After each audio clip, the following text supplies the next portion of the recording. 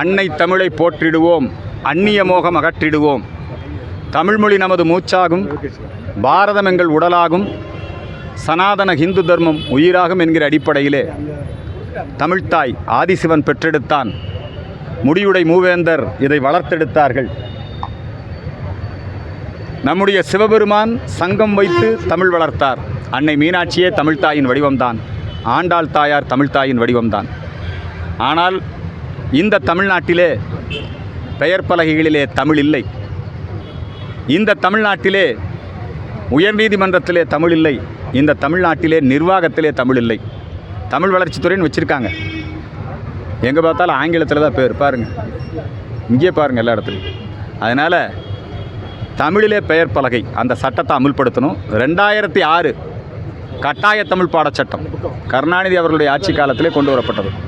அந்த கட்டாய தமிழ் படிக்க மாட்டாங்கிறான்.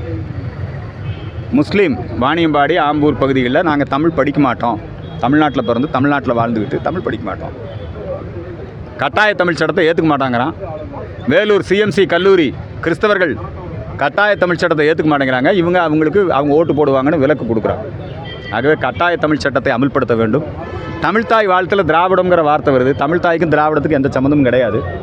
பாண்டிச்சேரியில் தமிழ்த்தாய் வாழ்த்து பாடுறோம் அந்த மாநில அரசு. மலேசியாவில் தமிழ்த்தாய் வாழ்த்து இருக்குது, மொரீஷியஸில் தமிழ்த்தாய் வாழ்த்து இருக்குது. அதெல்லாம் திராவிடங்கிறது இல்லை. எனவே இங்கே இருக்கக்கூடிய இந்த தமிழ்த்தாய் வாழ்த்தை மாற்றி அமைக்க வேண்டும். பாரதியார் பாடல்கள், நம்முடைய மீனாட்சி அம்மை பிள்ளைத்தமிழ் போன்ற சங்கத்தமிழ் பாடல்களில் இருந்து தமிழ்த்தாய் வாழ்த்து உருவாக்கப்பட வேண்டும். தமிழ்த்தாய் வாழ்த்தை மாற்றி அமைக்க வேண்டும். தேசிய கல்விக் கொள்கை தாய்மொழி கல்வியை வலியுறுத்துவது, அதான் அவனுக்கு கோபம். தாய்மொழி படிக்கிறான், இங்கிலீஷ் படிக்க வேண்டாங்கிறாங்க. இந்த தேசிய கல்விக் கொள்கை தமிழிலே இன்றைக்கு வெளியிட்டிருக்கிறோம், தமிழ்த்தாய் பாதத்தில் வச்சு. இந்த தேசிய கல்விக் கொள்கை நீங்கள் எல்லாம் பாருங்கள், எங்கேயாவது இந்தி திணிப்புங்கிறது இருக்கான்னு பாருங்கள். நிரூபிச்சிங்கன்னா 1 லட்ச ரூபா பரிசு. இந்து மக்களுக்கு வச்சு 1 லட்ச ரூபா பரிசு. இந்தி திணிப்பு இருக்குன்னு நிரூபித்தா 1 லட்ச ரூபா பரிசு. அதை இன்றைக்கி வெளியிட்டிருக்கிறோம். புரியுதுங்களா? எங்கும் தமிழ், எதிலும் தமிழ். அதற்காக தமிழ் அன்னைக்கு நாங்கள் வழிபாடு செய்து இந்த தாய்மொழி தினம் இது எதனால் உருவாச்சுன்னா, பாகிஸ்தான் முஸ்லீம்கள் வங்கதேசத்து முஸ்லீம்களாக இருந்தாலும் அவர்கள் மீது இராணுவத்தை அனுப்பி நீ தாய்மொழி பேசக்கூடாது அப்படின்னு சொல்லி பெரிய கொடுமை பண்ணாங்க. நிறைய பேர் உயிரிழந்தாங்க. அந்த நாளை ஐநா மன்றம் சர்வதேச தாய்மொழி நாளாக அறிவித்திருக்கிறது. அந்த தாய்மொழி நாள் எல்லாரும் கடைபிடிக்கணும். புரியுதுங்களா? அதுக்காக இன்றைக்கி தமிழன்னை சிலைக்கு மாலை அணிவித்து நாங்கள் இந்த வழிபாடு செய்து இந்த புதிய கல்விக் கொள்கை, இப்போ தமிழ்நாட்டில் நடந்திருக்கக்கூடிய தமிழ் விரோத போக்கு, இதை அம்பலப்படுத்துது. என்னங்க, அவங்க எல்லாம் இங்கிலீஷ் ஸ்கூல் நிறையா நடத்துகிறாங்க. திமுக காரங்க நடத்துகிறது பூராமே அது ஸ்டாலின் குடும்பத்தார் நடத்துகிற ஸ்கூலாக இருக்கலாம், ஜோசப் விஜய் நடத்துகிற ஸ்கூலாக இருக்கலாம். இவங்க எல்லாமே 3 மொழி தான், பணம் கொடுத்து தான் படிக்கணுங்கிற நிலைமை இருக்குது. அரசு பள்ளியில் இருக்கக்கூடிய ஏழை மாணவர்களுக்கும் அவங்களுக்கு இன்னொரு மொழி கற்கக்கூடிய வாய்ப்பை, படிக்கிறதுக்கு வாய்ப்பு மறுக்கிறாங்க. அவங்க வியாபாரம் கெட்டு போயிடும் தான். நவோதய ஸ்கூல் வந்தால் திமுகவுடைய கல்வி வியாபாரம் கெட்டு போயிடும். இவங்க கல்வி வியாபாரமாக பண்ணுறாங்க. சார், மும்மொழி கொள்கையினால் நம்ம வளர்ச்சி எப்படி இருக்கும்? இப்போ கேரளாவில், கர்நாடகாவில், ஆந்திரத்தில் எல்லாத்துலேயும் மும்மொழி கல்வி தான். அதில் அந்த மாநிலங்கள்லாம் நல்லா தான் வளர்ந்துக்கிட்டு இருக்கு. இவங்க தான் வேணும்னு உள்நோக்கத்தோடு இந்த மாநிலம் தமிழன் எதையும் படிக்கக்கூடாது. தமிழன் படிச்சுட்டா கொடி தூக்க வரமாட்டான் உடன்பிறப்பே. தமிழனை ஏமாற்றிட்டு சினிமா போட்டு காட்டி சாராயம் விற்று இப்படியே ஏமாற்றிட்டு இருக்கலான்னு தான் நினைக்கிறாங்க. அதனால் மும்மொழி கல்விக் கொள்கை நாடு முழுக்க ஏற்றுக்கொள்ளப்பட்ட கல்விக் கொள்கை. கம்யூனிஸ்ட்காரன் கேரளாவில் ஏற்றுக்கிறேன், இங்கேயே வேண்டாங்கிறேன். அதனால் இது ஒரு பெரிய சீட்டிங். இன்றைக்கி இது எந்த அளவுக்கு இதை ஒரு ஆரோக்கியமான விவாதமாக பண்ணலாம். இது என்ன, நீண்ட காலமாக இந்த விவாதம் இருக்குது. அதை விட்டுட்டு உதயநிதி நான் கெட் அவுட் மோடிம்பேன், நான் மொழி போராட்டத்துக்கு தயாராகிடுவேன்னு உதயநிதி சவால் விடுறாரு. உன் மொழி போராட்டத்தை 1965 திமுக மொழி போராட்டத்தில் வன்முறையில் ஈடுபட்ட போது ஈவேரா என்ன தெரியுமா சொன்னார்? காலி பயலுக இவனுங்கெல்லாம் சுட்டு தள்ளுங்கன்னார் ஈவேரா. தமிழ்நாட்டில் எங்காவது இந்தி திணிக்கப்பட்டதுன்னு நிரூபித்தா நான் எந்த விதமான நடவடிக்கைக்கு தயாராக இருக்கிறேன். தமிழ்நாட்டில் இந்தி திணிப்பு இல்லை. அப்படி இருக்கையில் 65 நடந்த போராட்டம், வன்முறை போராட்டம், அதை இரும்பு கரம் கொண்டு அடக்க வேண்டும், துப்பாக்கியில் இந்த காலி பயல்களை சுட்டு தள்ள வேண்டும்னார். யார் சொன்னது? அர்ஜுன் சம்பத் சொல்லலை, ஈவேரா சொன்னது. மறுக்க முடியுமா? உதயநிதி வரலாறு பிடிச்சிருக்காரா? தெரியுமா அவருக்கு? அதனால் அவர் இந்திய எதிர்ப்பு போராட்டம் நடத்தினா அவர் நடத்த வேண்டியது தான். ஈவேரா பாணியில் நம்முடைய அரசாங்கம் நடவடிக்கை எடுக்க வேண்டியது தான். அதை விட்டுட்டு சும்மா வாய் சவடால் அரசியலுடைய தரத்தையே தாழ்த்தி விட்டார் உதயநிதி. உதயநிதி எடப்பாடி என்னென்னு கேவலப்படுத்தினார்னா காலுக்கு நடுவில் பூந்துன்னு கேவலப்படுத்தினார் உதயநிதி. பேசினாரா இல்லையா உதயநிதி? கெட் அவுட் மோடிம்பியா நீ?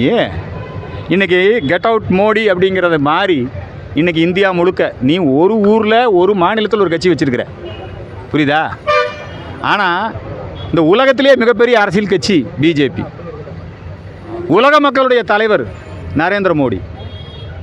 அவரை வந்து நீ கெட் அவுட்டுன்னு சொன்னீங்கன்னா அதுக்கு தான் அண்ணாமலை பதிலடி கொடுத்துருக்கிறார். Get out Stalin. இன்றைக்கி உலகத்தில் நம்பர் 1 ட்ரெண்டிங் எது? Get out Stalin. அதனால் இந்த விஷயத்துலையெல்லாம் நீங்கள் வந்து தேவையில்லாமல் இந்த மாணவர்களை இவங்களை இல்லை சும்மா மக்களை ஏமாற்றக்கூடாது. உதயநிதி ஸ்டாலினுக்கு கண்டனத்தை தெரிவித்துக்கணும். சார், இது இப்போ அரசியல் நாகரிகமாக இருக்குன்னு பார்க்கலாம். அவர் வந்து இது அரசியல் நாகரிகம் இல்லை. அவர் வாடா போடான்னு எப்போ சொன்னார்? அவர் வந்து இது வந்து இப்போ நீங்கள் தான் என்னங்கிறீங்கன்னா அங்கே போய் உதயநிதி கிட்ட அப்படி கேட்குறது, அவர் முன்னாடி பேசுகிறதையும் பின்னாடி பேசுகிறதையும் விட்டு போட்டு போடுறது.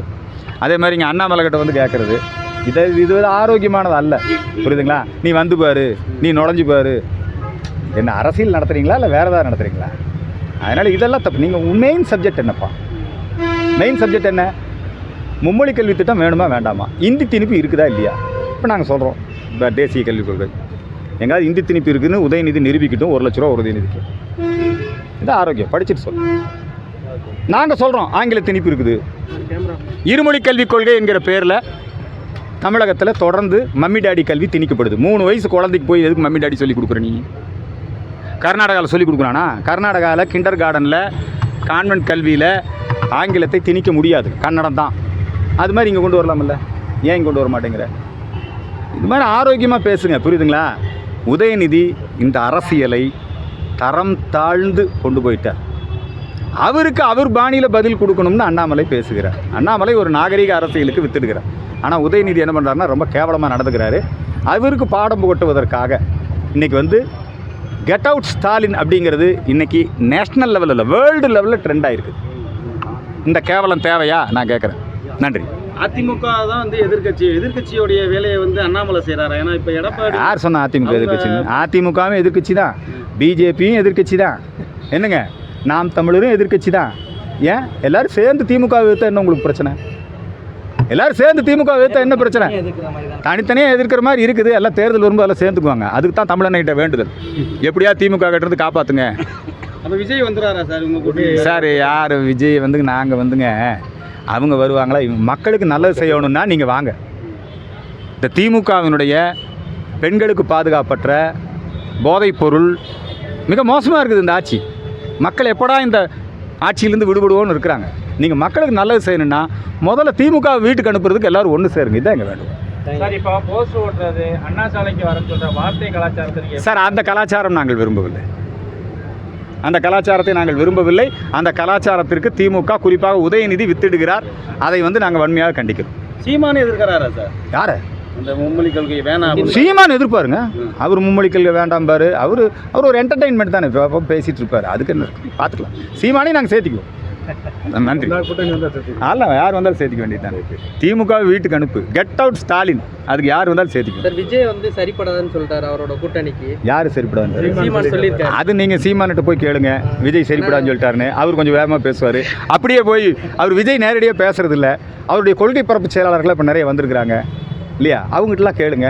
அந்த வார்த்தை போர் அங்கே வச்சுக்கோங்க. இல்லை சார், இப்போ இந்தி கூட்டணியில் ஒற்றுமை இல்லாதனால தான் அவங்க தோத்துட்டே இருக்காங்க. இப்போ தமிழ்நாட்டில் தோத்துட்டே இருக்காங்களா இந்தி கூட்டணி? திமுகவை ஏங்க இப்போ குஜராத்தில் உள்ளாட்சி தேர்தலில் பெரும்பான்மையான இடங்களில் பிஜேபி ஜெயிச்சிருச்சு. ஆனால் இங்கே என்ன எழுதுறாங்க தெரியுமா? இந்தி கூட்டணி 200 இடத்துல ஜெயிச்சிருச்சுங்கிறான் உள்ளாட்சி தேர்தலில். நீங்கள் இந்தி கூட்டணி வந்து தோத்துருச்சுங்கிறீங்க. ஏன் சார் இப்படி அப்படி மக்கள் ஒரு மைண்ட் செட்லேயே வச்சுருக்கிறீங்க? இல்லை, இந்தி கூட்டணி வலிமையான கூட்டணி தமிழ்நாட்டில்.